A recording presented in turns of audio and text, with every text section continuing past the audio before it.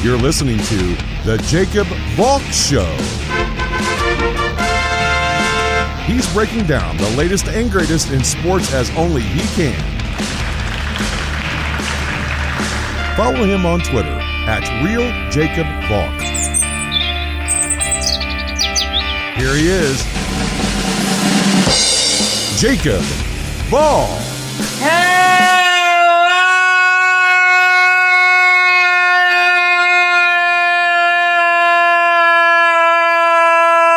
sports fans. Welcome to another edition of the Jacob Valk Show.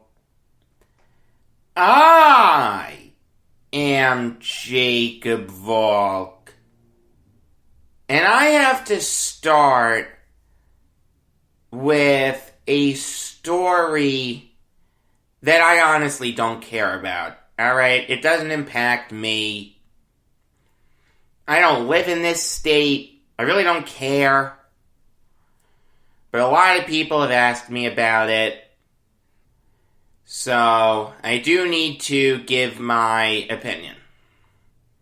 That, of course, is Rob Manfred moving the MLB All-Star Game this year from Georgia to Colorado because of Georgia's new election law.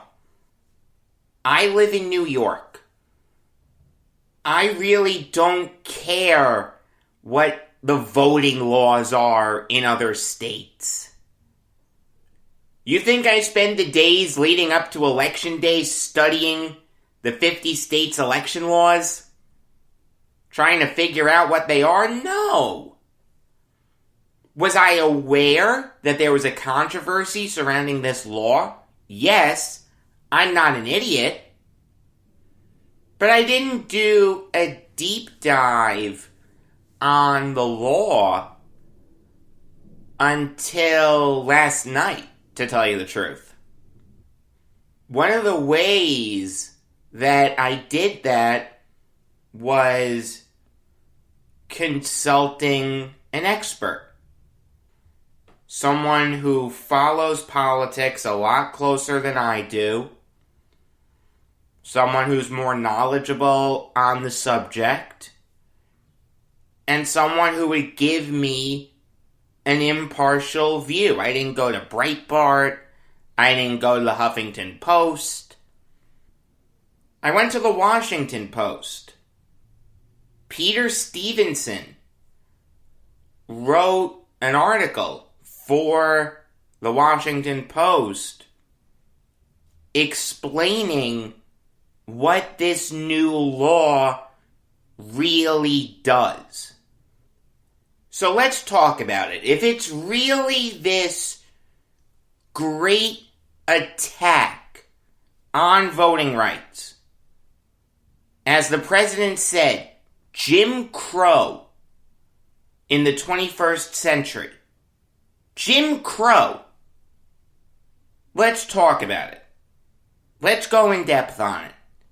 Is it as bad as people are saying? One of the things it does is it shrinks the window for voters to request mail ballots. In Georgia, you used to have 6 months from Election Day to request a mail-in ballot. The new law cuts that to just 78 days. Individual counties used to have 49 days to send those ballots out. Now they have 29 days. That's a month. I ask you, in a normal year, forget last year. Last year we were staying inside because of the coronavirus. a lot of people didn't want to go out unless they absolutely had to. I voted by mail in the last election. My mom did. My grandmother did. We didn't want to go out unless we had to. But in 2016, how many residents of Georgia voted by mail? The answer, according to Georgia's Secretary of State's office, is 37,000. You're telling me that the Board of Elections in Georgia can't send out 37,000 ballots in a month? It's not like you're canvassing the whole state, asking people if they want to vote by mail. These people have already told you that they want to vote by mail. That's all you have to deal with. You have a master list, and you just send the ballots that way. It's not hard. It can be done in a month. You don't need that much time, okay? That's ridiculous. Mail ballot applications will only be sent to voters that request them. That's very smart. You don't want people voting twice. There was a myth that was circulating before the last election that said if you vote by mail and then you go to the polling place and vote there, your mail-in vote gets thrown out. No, that's not how it works. The votes can count twice. I mean, I'll be honest with you. If I was sent a blank ballot before the election, I'd be scared. I wouldn't know what to do. I'd have a lot of questions. Yes, mail-in ballots should only be sent to people that want them. That's just common sense. Also, if we're so concerned about the environment and conserving paper, that's a great way to save paper. If you want to go out to vote, you have nothing going on that day, you look forward to it every 4 years, whatever reason, you want to go out to the polling place, you shouldn't get a mail-in ballot. That's just ridiculous. That does open up the door to fraud. Now, let me just say that voter fraud in this country is not as big a deal as some people would lead you to believe. Does it happen? In small, isolated cases, it does. And yes, it shouldn't happen, period. But there's never been an election where people have said, in this country at least, the results would have gone the other way if we threw out the fraudulent ballots. Yes, Donald Trump said that a few months ago, but we all knew he was wrong. The point is, our elections should be secure. They are secure. That's really a way of making them more secure by only sending the mail-in ballots to people that want them. This is the big one. New voter ID requirements.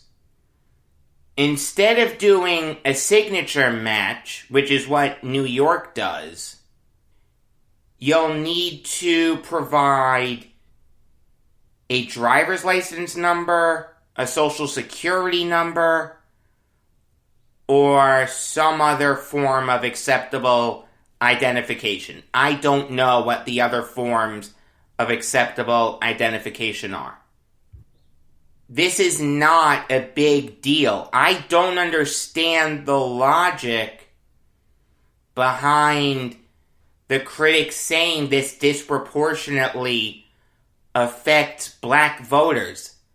Black people don't have driver's licenses? Black people don't have social security numbers? That may be the most offensive thing I've ever heard in my life. Of course they do. You were given a social security number at birth. We all know it.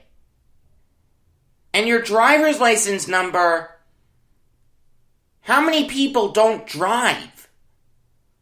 Or have never gotten a license? That's the better question. Because a lot of people have driver's licenses, but don't drive. How many people have never gotten a driver's license? I mean, this was the big one to a lot of people. Mark Elias, the founder of Democracy Docket, sent out a tweet 6 days ago. I screenshotted it. It shows a sample Georgia driver's license with two numbers highlighted. One says DL no. The other says DD. He then asked, "Are you sure you'd pick the right one if you need to provide your driver's license number?" If you don't know that DL no means driver's license number, you shouldn't be voting. You are an idiot. If you can't figure out that DL no is driver's license number, don't vote. Do the world a favor. Do not vote. All it takes is a quick Google search. I literally just did it. DD driver's license. The first thing that comes up is a Quora question. What does DD stand for on my driver's license? The first answer that pops up is from someone named Dana Schultz. He said DD is an abbreviation for document discriminator. It comes from the 2005 Real ID Act. Basically, it's just a security code that identifies when and where the license was issued. He's right. The DD isn't your driver's license number. It's the document discriminator. So by process of elimination, knowing that DD has nothing to do with driver's license number, it's document discriminator, what do you think DL no is? If you need to figure it out that way, fine. But if you put down your document discriminator number and say that's your driver's license number, do the world a favor and do not vote. John Stossel once said this. And I don't agree with everything John Stossel says, but he's right in this case. Our instincts say everybody should vote, but some people are dumb. They shouldn't vote.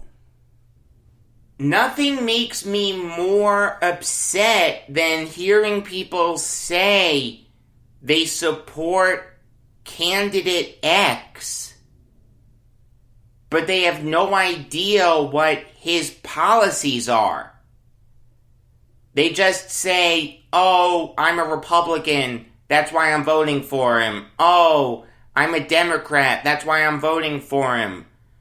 My family is voting for him. That's why I'm voting for him. This celebrity that I like endorsed him, so I'm going to vote for him." Do your homework. Check to see if this person that you're blindly voting for aligns with your values. If you're not doing that, you shouldn't vote, okay? It's just that simple. That may be a controversial statement. I don't care. There's a limit on the number of ballot drop boxes during early voting. I know a lot of people like early voting. I get that. But we all get election day off. I mean, I'll tell you, where I vote, I've never had to wait an extended period of time. If you want to do early voting, but you know that there's going to be a long line, just wait until election day. It's what we've done in this country for hundreds of years. You wait online for Disney rides. You wait online to get into sporting events. You wait online at the grocery store. You should be willing to wait online to vote. I understand if the line is out the door, down the block, and it wraps around. That's ridiculous. I get that. Alright, that's a big issue. But that's not what we're talking about here. At the end of the day, you should want to wait online to vote. It's a privilege to vote. Not everyone can do it. The first time I voted, I felt a sense of pride. I'm taking part in deciding the future of my country. I would have waited. Just pull out your phone and read a book. I mean, come on. You can deal with a line. There's shortened early voting and runoff elections. How many runoff elections are there? I understand that there were runoff elections for the Georgia Senate. But usually there aren't runoff elections, okay? That's really not a big deal. State lawmakers get much more power over county and local elections. Instead of the elected Georgia Secretary of State chairing that board, the General Assembly selects the chair. I understand why that would concern people. Alright, there were some Republicans that were willing to throw out the will of the people and give Donald Trump a second term, even though that's not what the American people wanted. That's wrong. I understand why people are concerned about that. That's the thing. You don't want partisan hacks deciding swing states. You want nonpartisan people whose only goal is to determine the true winner of the state deciding this stuff. So, yes, I understand why that would be a concern. This is the big one to a lot of people, and I don't understand it. There's a ban on handing out food and water within 150 feet of a polling place or within 25 feet of any voter. Who on God's green earth stands online on election day and expects a meal? I've never heard of that. Thanks for voting. Here's a ham sandwich. What? That's the most ludicrous thing I've ever heard. If you're that hungry, bring something from home. You're thirsty? Buy a thermos. What the hell is wrong with people? How is that a great controversy? I didn't even know that was a thing. Like, until this law passed, I had no idea that there were states where people handed out food and water. I mean, there are some people who say that could be a partisan thing. If you're wearing a Make America Great Again hat and the election worker who's handing out food and water doesn't support Trump, he may skip over you. That's tough. I mean, what's to stop that person in the Trump hat from pointing at the election worker and screaming at the top of his lungs, "I just asked for a peanut butter and jelly sandwich and a Dr. Pepper, and this guy didn't give it to me"? Are people that stupid that they would really pass over supporters of the politician that they don't like if their job is to hand out food and water? I don't know. I didn't even know that handing out food and water was a thing at election places. Alright, just bring your own food. Bring your own water. For God's sake. You're voting. You're not going to an all-you-can-eat buffet. I just demonstrated that this law really isn't as bad as people are making it out to be. It's definitely not un-American. It's certainly not Jim Crow in the 21st century. And I did that by doing a deep dive on the law. No one is asking you to read the law.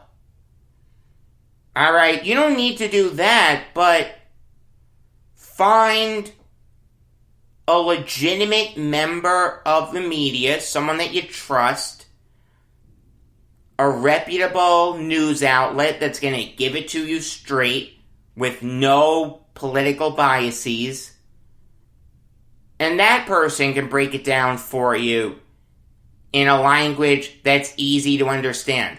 Let me ask you something. How many baseball players do you think did that? How many baseball players do you think took the time to really read what this law is about? The answer is probably slim to none. The reality is, and again, this may tick people off, I don't care. They are blindly parroting what our president is saying. And I just demonstrated that the president is wrong in his portrayal of this law. In no way, shape, or form is this Jim Crow in the 21st century. Quite frankly, I find that a little offensive. Now look, I understand if you're a baseball player that's a Biden supporter, you voted for him, and he says those things, yeah, you're going to be taken aback, and your first reaction is probably going to be not to support this state. But is there ever been a person in your life that you've agreed with 100% of the time? I'm not just talking politicians.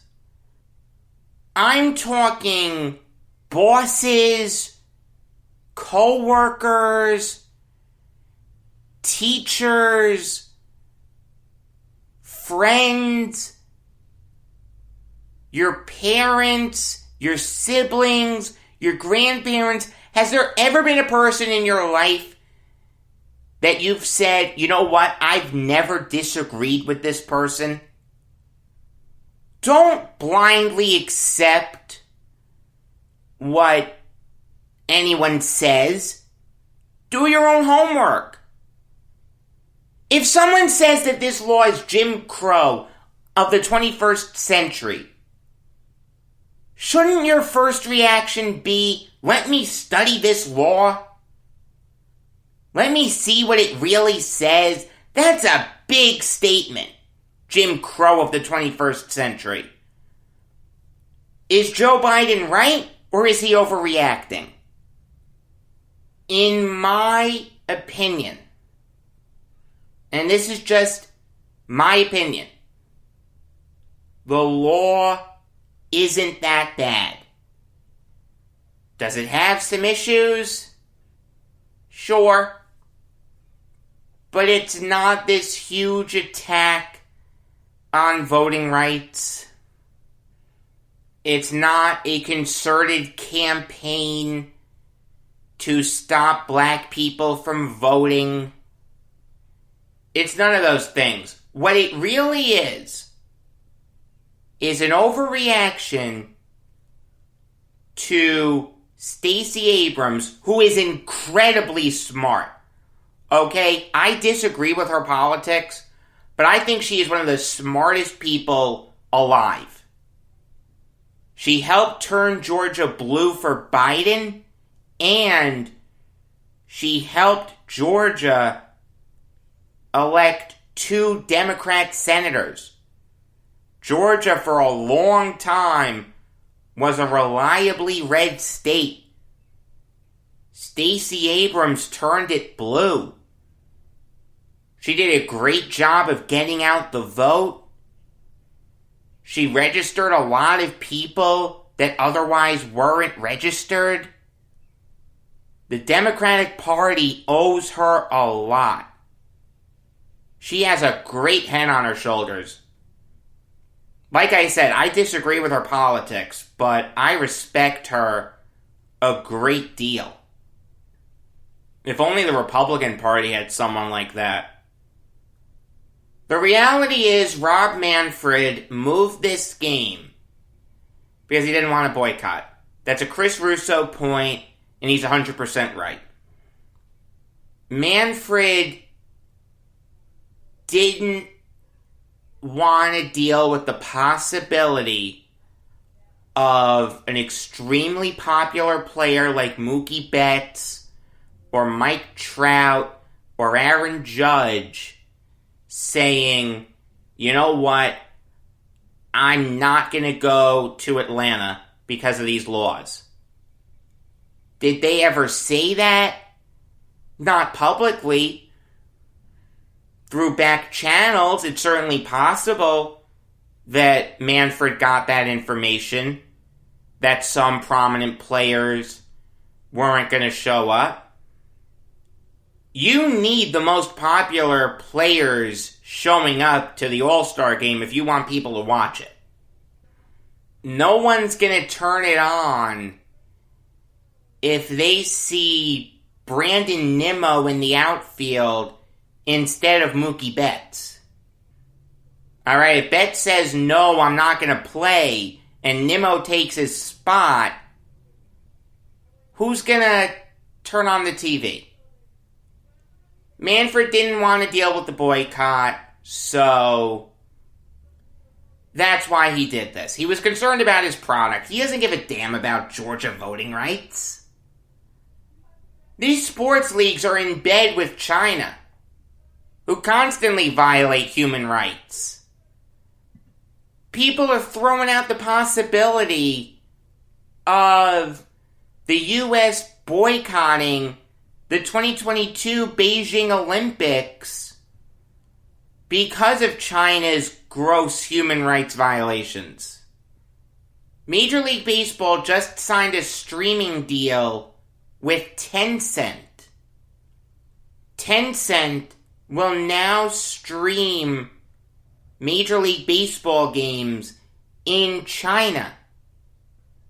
Tencent is backed by the Chinese Communist Party. You can't have it both ways. You can't say, I'm concerned about voting rights violations in Georgia, But when Uyghur Muslims are in concentration camps in China, and the rights of the people of Hong Kong are being trampled on, I don't care. Quite frankly, I'd have more respect for Manfred if he just said, hey, I'm concerned that some of our star players are going to boycott the game if it's played in Georgia. I don't want the TV ratings to go down. I want people to go out to Atlanta to watch the game. They're not going to if we're sending out the B team of All-Stars. That's why I was forced to move the game to Colorado. I hope you like 15-14 games, because that's what you're going to get. The home run derby is going to be insane. Coors Field is a bandbox. We all know this. People are criticizing Colorado's voting law now. It's not worth getting into because they never should have moved from Georgia. The Georgia law isn't as bad as people are making it out to be. I don't know why they're targeting it. I don't know if this is more likely to flip Georgia red. I have no idea. Do people not like it because it's an overcorrection to an incredibly smart Democrat? Do they not like it because it was passed by Republicans? I have no idea. What I do know is the MLB All-Star Game never should have been moved. These players should have used their noodles and said, hey, this law isn't as bad as people are saying. It's not like they were installing literacy tests. This isn't a great attack on voting rights. This is much ado about nothing. Yeah, we'll go to Georgia. The law isn't that bad. And the hypocrisy of Rob Manfred is real. By far and away the worst commissioner in sports. Maybe the worst commissioner that baseball has ever had. He's willing to screw over the people of Georgia because their elected leaders passed a new law. But when it comes to China, where there are human rights violations every day, Major League Baseball will gladly take their money. The NBA, too. It's a joke. The hypocrisy is real. Just come out and say it's all about money.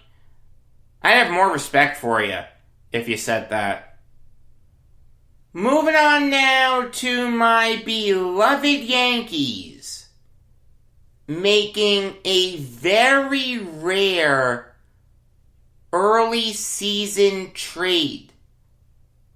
They acquired Rougned Odor from the Rangers in exchange for Antonio Cabello and Josh Stowers. Here's the question I have as a Yankees fan. Why? Why did you feel the need to go after Rougned Odor? What's the point? Where's he going to play? What's his role? You gave up two pretty good prospects for a guy who you really didn't need. Is it possible that the Luke Voigt injury is more serious than we first thought? You want Odor to start at second, and LeMahieu's going to slide over to first? I don't mind that, but that doesn't seem to be the case. It seems like Odor was acquired to just be a utility infielder. Aaron Boone said that Odor played some third during spring training. He has very limited experience at shortstop.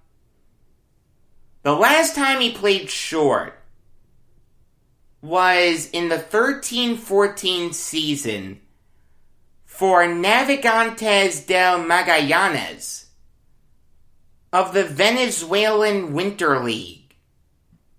Rougned Odor has only played 2 positions in the majors: second base and DH. And he's not even a good second baseman. In 5 of the last 6 years, he has led the American League in errors committed as a second baseman. This guy can barely play second. Now we're asking him to play short and third? And what's the point in trading 2 pretty decent prospects for a utility infielder?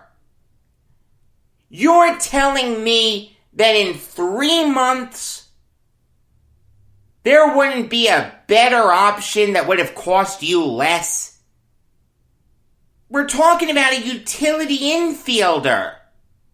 Look, I'm not a Tyler Wade fan by any stretch.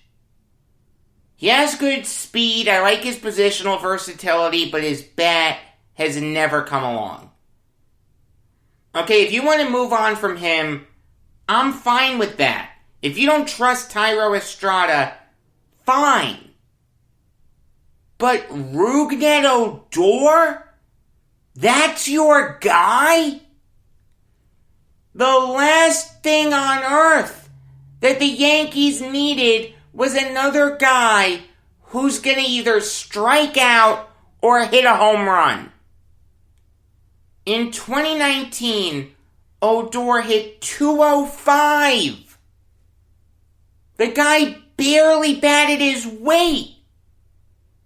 Now he hit 30 homers, had 93 RBIs. There's a role for Odor in the majors. Just not with the Yankees when you already have a lot of guys that strike out a lot. Judge, Stanton, Hicks, Sanchez. Odor doesn't fit. In 2019, Odor led the American League in strikeouts with 178. The year before that, Giancarlo Stanton nearly had that dubious distinction, but Yoan Moncada beat him. Last year, Odor hit just 167. I don't care that he hit 10 homers in 38 games. I don't care that he had 30 RBIs. You can't hit 167.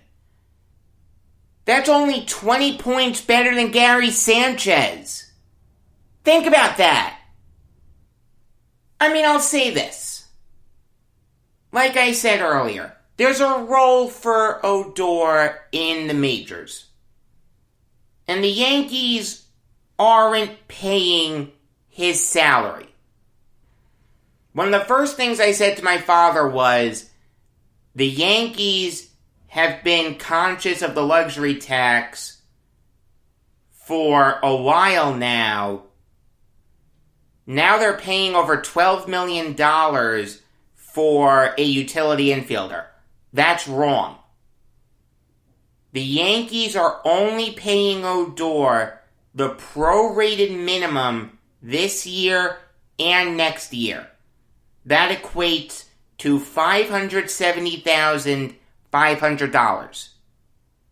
That is more than reasonable for a utility infielder. And somehow that money doesn't count against their luxury tax bill. I don't know how that works.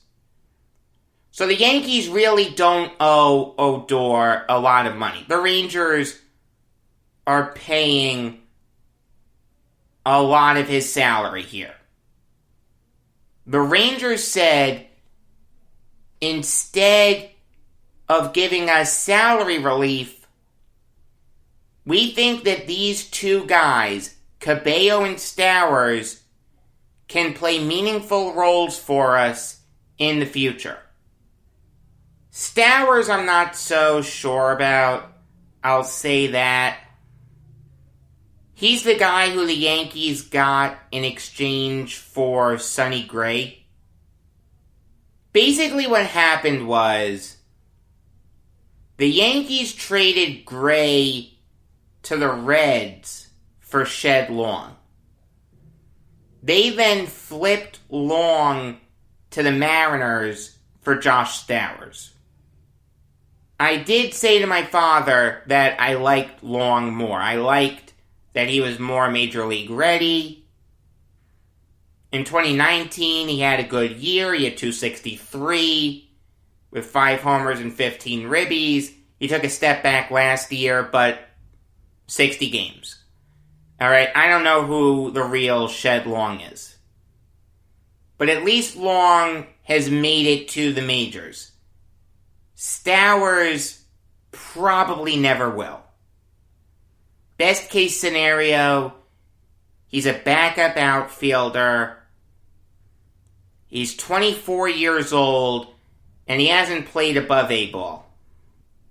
He's wickedly fast, he has a good glove, but I don't think Stowers will ever make the majors.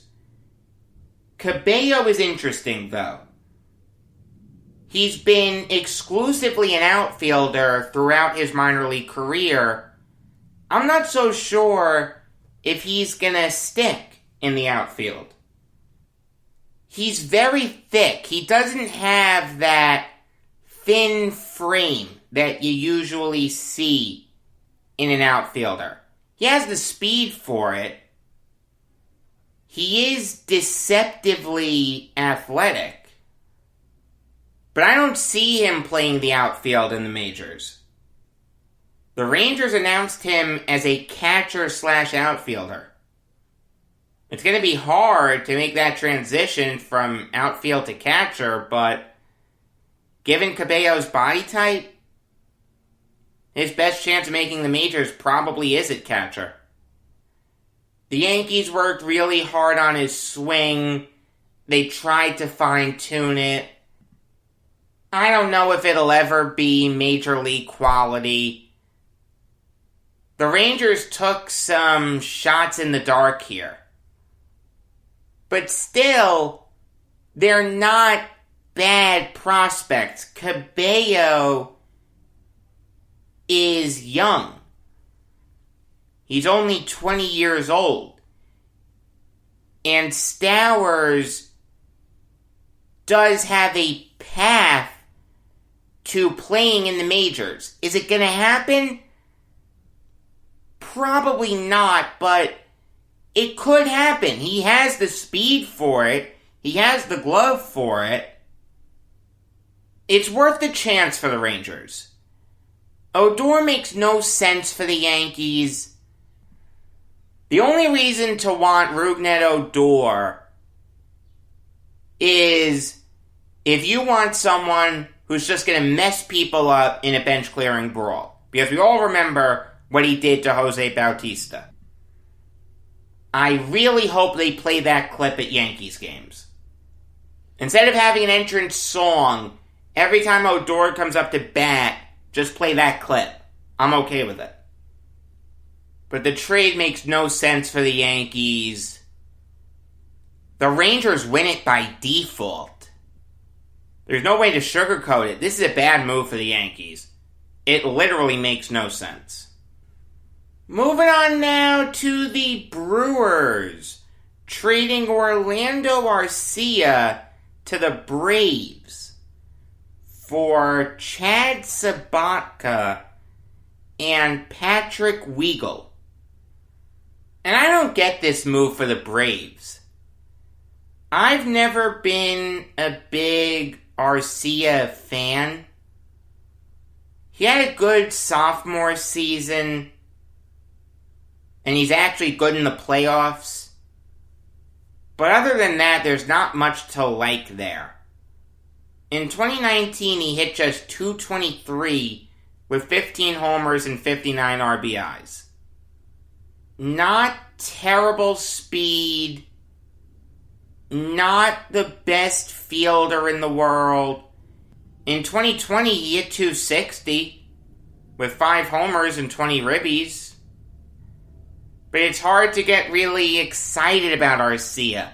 And also, the Braves have Dansby Swanson. Did I miss the memo that we're giving up on Swanson now? Alright, fine. Give him back to the Diamondbacks. Arcia has very limited experience at any position other than shortstop. I mean, I understand it's the National League, so you can have a designated pinch hitter, but you can do better than Orlando Arcia. I've never been that impressed with him. Chad Zabotka doesn't seem like he's going to turn into anything special. He had a good year in 2018. In 14 games, he had a 1.88 ERA. Then the league seemed to have figured him out. You don't need to know too much about him. But Patrick Wiegel is interesting. He is a good prospect. He has a really good fastball. I've seen it hit 98. It sits around 95. Best case scenario for him is early Aroldis Chapman. He's got to work on his secondary pitches. I don't like his slider. His changeup is okay. But I don't think he'll ever start in the majors. I think his future is as a swingman coming out of the bullpen. But if Wiegel develops his secondary pitches, the Brewers got themselves a pretty good reliever. Because of that, and since I'm not an Arcia fan, the Brewers won this trade. Moving on now to a trade that I missed. I don't know how I missed it. I am sorry. It's the Cubs trading James Norwood to the Padres for Darius Valdez. I think Norwood can be a decent reliever. Nothing great, nothing terrible. He has solid stuff. He'll never be a setup guy, but he could be a middle reliever. Last year he was dreadful. In spring training this year he wasn't that impressive, but you saw some glimpses of talent. I'm okay with Norwood. I wouldn't have been willing to give up on him if I was Jed Hoyer. But getting Valdez is interesting. This kid had an incredible growth spurt. I don't know if he hit puberty or something, but my God, he exploded onto the scene in 2019. His fastball has been clocked at 102 miles per hour. He has a Tommy Kahnle changeup. He has a really good slider. He is erratic, though. Doesn't have great control. Walks too many guys. Does leave pitches out over the plate. But Valdez does have the stuff necessary to be a good major leaguer. If the Cubs can settle him down and get his control where it needs to be, they will have a very good reliever for a very long time. Valdez has a higher ceiling than Norwood. Norwood probably has a higher floor. But I'll take the ceiling over the floor. I'm probably higher on Valdez than most, but I'll say that the Cubs won this trade. Alright, now I'll give you some NFL Valk talk. And I'll start with an interesting report from Adam Schefter of ESPN. Yesterday he said that the 49ers are likely to take Mac Jones, the Alabama quarterback, with the 3rd overall pick. Bear in mind, the Niners gave up 3 first-rounders to move up from 12 to 3. If the 49ers take Mac Jones, it will be the biggest mistake they've ever made as a franchise. And this is a team that chose Trent Baalke over Jim Harbaugh. As critical as I've been of Harbaugh at Michigan with the Niners, he was really, really good. Mac Jones is the 6th best quarterback in this draft, in my opinion. My order is Trevor Lawrence, Zach Wilson, Justin Fields, Trey Lance, Kyle Trask, and Mac Jones. I don't understand what people see in Jones. What, are they blinded by the perfect season? He was playing for Alabama. He had Devontae Smith, Jalen Waddle, and John Mechie helping him, and Najee Harris too. And he had Nick Saban as his coach.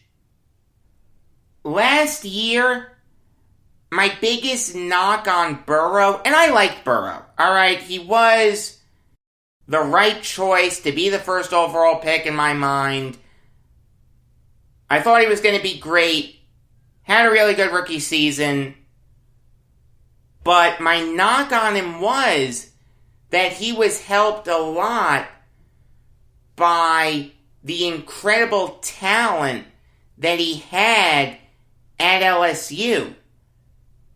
With guys like Justin Jefferson, Jamar Chase, and Terrace Marshall Jr. Jones takes that to the nth degree. This guy doesn't have the gifts that Burrow has. This guy would be nothing if he wasn't at Alabama. He has average arm strength. He isn't mobile. Not the biggest guy in the world, only 6'3". I understand that size doesn't matter to some people, but I still think that's notable. And his ceiling, to me, is only that of a game manager. He has a high floor. Okay, Mac Jones will be around for a long time. He'll be a Chase Daniel type. But you'll never want him starting. His ceiling is that of a game manager. It's just that simple. And also, this is the biggest thing. You could have gotten Jones at 12. What's with these teams reaching for quarterbacks with the last name of Jones? First Daniel, now Mac. I mean, what's going on here? You traded up to get a franchise quarterback. Alright, I don't care what anyone says. The Niners are taking a quarterback with that pick. The only quarterback that made sense was the guy remaining from the group of Trevor Lawrence, Zach Wilson, and Justin Fields. Most likely that's Justin Fields. You know, it's funny, we talk about the Shanahan offense. We talk about Zach Wilson being a perfect fit for the Shanahan offense. The most imperfect fit would be Mac Jones. Kyle Shanahan is going to hate this guy.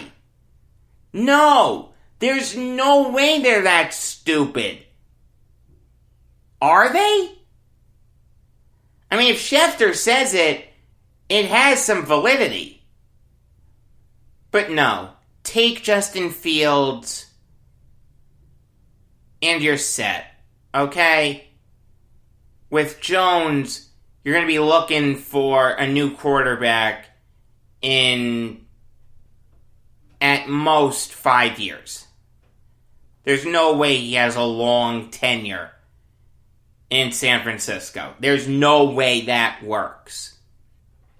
But let's assume that's true. Let's say the top three is Lawrence, Wilson, and Fields. There is the possibility, according to Chris Mortensen of ESPN, that for the first time ever, quarterbacks could go 1, 2, 3, and 4 in the NFL draft. He says that if the Falcons are going to take a quarterback, it's going to be Trey Lance. So there's a possibility that Fields really slides in the draft. It's possible he could go to 9. The Broncos could take him. Or 12, the Eagles could take him. 15, the Patriots could take him. That would be a big slide for Fields. A guy who's in the running to be the second overall pick. It's probably going to be Wilson, but Fields has been mentioned. But also, according to Mortensen, the Falcons are split on drafting a quarterback. Realize, they have a new hierarchy. Their GM now is Terry Fontenot. Their head coach is Arthur Smith. According to Mortensen, Fontenot wants to take a quarterback, but Smith doesn't. I think that Arthur Smith is right. I think Matt Ryan still has some good years left in the tank. Last year, he led the NFL in completions and pass attempts. The second straight year that he's led the NFL in pass completions, for whatever it's worth. He completed 65% of his passes for 4,581 yards. He threw 26 touchdowns to 11 interceptions. I understand that the Falcons went 4-12. I understand that Ryan is going to be 36 in a little over a month. But with the 4th overall pick, you can't take a quarterback. That's not right. You can't do that to Matt Ryan, a guy who really saved your franchise. Alright, after the Vic dogfighting incident, the Falcons were dreadful. They went 4-12. Bobby Petrino bailed on you with 3 games left in the season to go to Arkansas.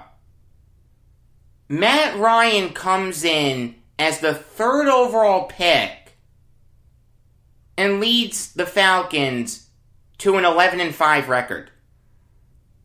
People forget this. The first 5 years of Matt Ryan's career, the Falcons finished with a winning record. That was a team that could have taken a major step back Ryan saved them. You owe a lot to him. He's shown no signs of falling off. Yes, the Falcons went 4-12. Dan Quinn is a bad coach. Good defensive coordinator. Bad head coach. You can't take Ryan's successor with the 4th overall pick. Realize, you're going to have your pick of the non-quarterbacks. You want to take Devontae Smith and give Matt Ryan another weapon? You can do that. You can also take Kyle Pitts and do the same thing. You want to keep him upright? Take Penei Sewell. You want to bolster the defense? Take Micah Parsons. Take Patrick Surtain. The Falcons have something that no team in the top 4 has. A franchise quarterback. The Jaguars don't have that right now. The Jets don't have that right now. The Niners don't have that. I don't view Garoppolo as a franchise quarterback. The guy can't stay healthy. Franchise quarterbacks stay healthy. Matt Ryan is a franchise quarterback. Until he falls off, you roll with him. You want to take his successor in day 2? I don't mind that. It seems like Kyle Trask will be available. You can take Trask and you'll be set.